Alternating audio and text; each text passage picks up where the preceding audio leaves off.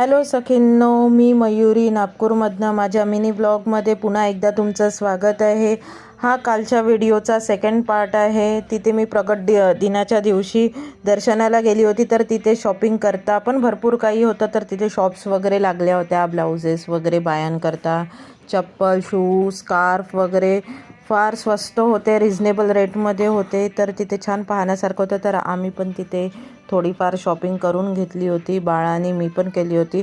तर इथे बघा, हे क्लचर्स, लिप ग्लॉस वगैरे बाळाला घ्यायचं होतं लिप ग्लॉस, पण ती आता छोटी असल्यामुळे तिला लिप ग्लॉस नाही देऊ शकत. बाहेरच्या वस्तू कशा असतात, काय असतात तेही माहिती नसते ना लहान मुलांकरता, तर म्हणून मग देत नाही.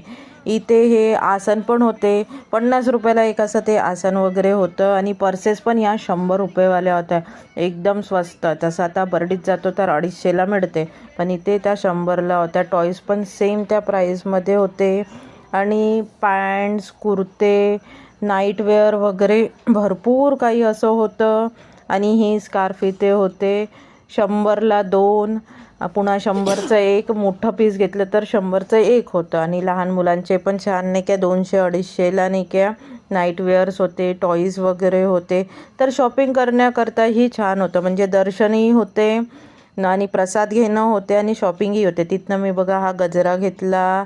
आणि हे फ्रेंच नॉट आपण बनवतो तर त्याला लावण्याकरता 2 टाईपचे मी असे ते क्लिप्स घेतले.